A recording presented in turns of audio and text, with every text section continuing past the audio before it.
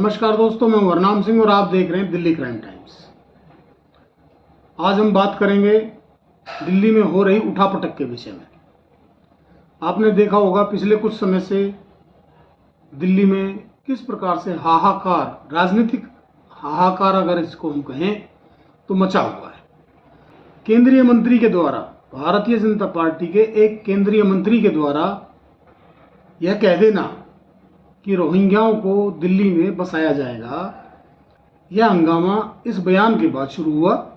जैसे ही यह बयान केंद्रीय मंत्री के द्वारा दिया गया, आम आदमी पार्टी ने पूरी ताकत के साथ भारतीय जनता पार्टी का विरोध शुरू कर दिया। आम आदमी पार्टी के नेताओं ने यहां तक कहा कि पूरे देश में, दिल्ली में ही नहीं, पूरे देश में रोहिंग्याओं को बसाने के पीछे भारतीय जनता पार्टी का हाथ है। जैसे ही यह मुद्दा गर्म होने लगा और इस पर बहस की जाने लगी, तो आपने देखा होगा कि अचानक दिल्ली में एक रेड शुरू हुई जो मनीष सिसोदिया के ठिकानों पर मारी गई। साथियों, इससे क्या लगता है,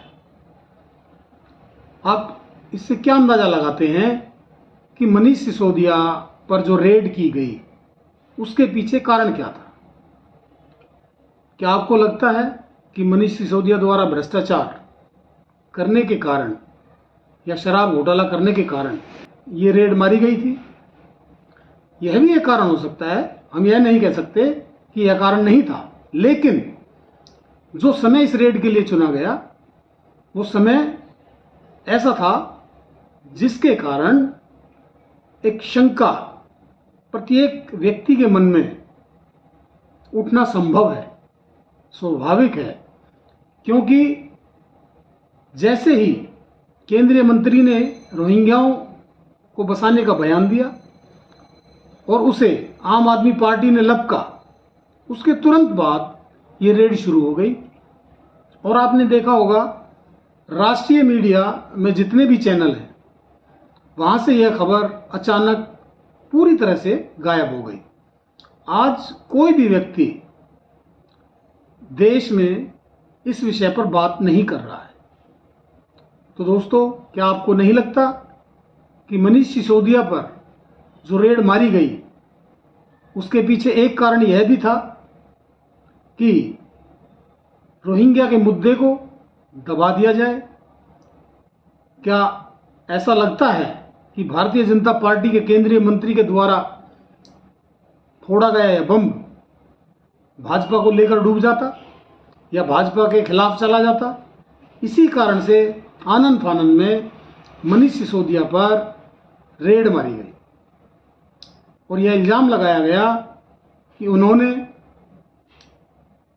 शराब घोटाले में हेराफेरी की है, पैसा कमाया है, इसी के कारण उन पर यह रेड डाली जा रही है। हम यह नहीं कहते कि यह कारण नहीं हो सकता, यह भी एक कारण हो सकता है।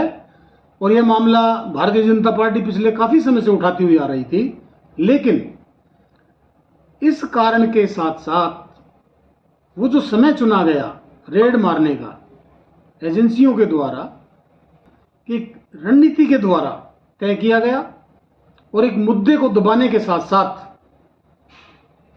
मनीष सिसोदिया और आम आदमी पार्टी को टारगेट किया गया ताकि यह मुद्दा भी दब जाए और जो शराब नीति में जो घोटाला हुआ है उस पर भी कार्रवाई हो जाए।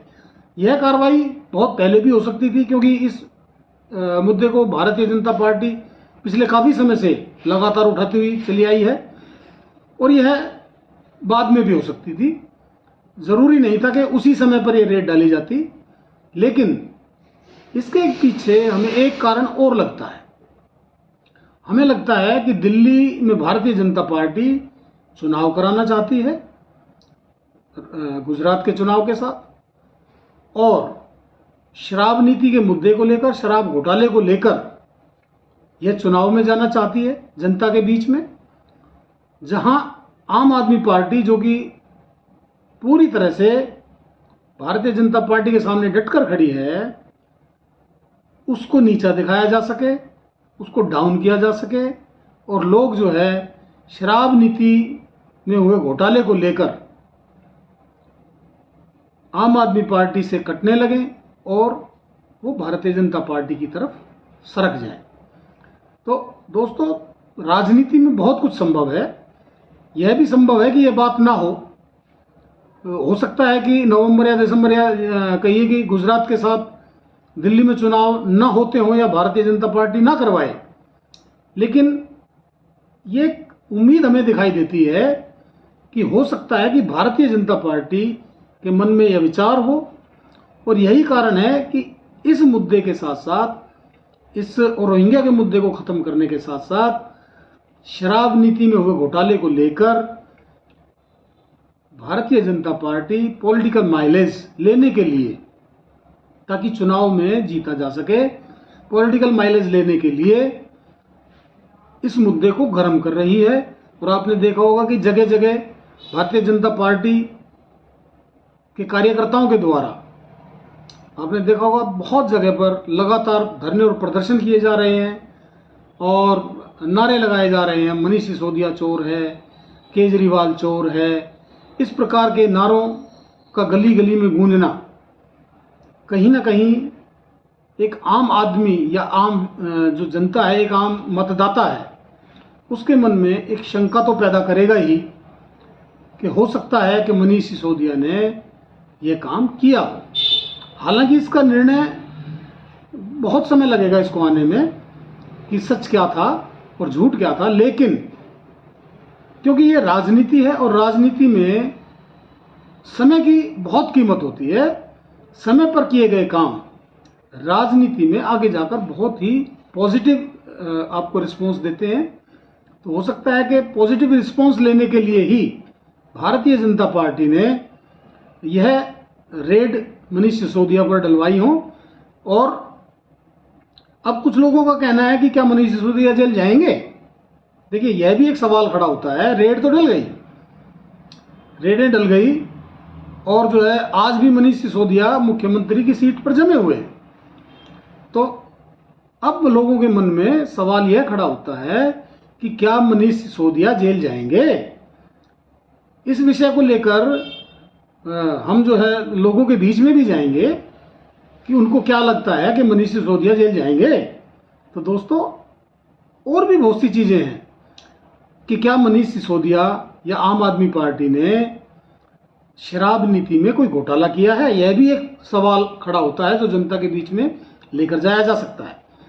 तो साथियों, बहुत सी चीजें ऐसी हैं जो राजनीति में संभव हैं। राजनीति में घोड़े की जो ढाई चाल है वो समझ में आम लोगों के नहीं आती है। बुद्धिजीवी जो लोग बैठे हैं, जो दिन और रात राजनीति पर काम करते हैं, वो भी कई बार इस गणित को समझने में चकमा खा जाते हैं। तो मुझे नहीं लगता कि इसके पीछे कोई साजिश ना हो। मुझे नहीं लगता कि इन सारे कांड के पीछे जो ये प्रकरण चला आ रहा है, इस प्रकरण के पीछे भारतीय जनता पार्टी कोई पॉलिटिकल माइलेज ना लेना चाहती हो।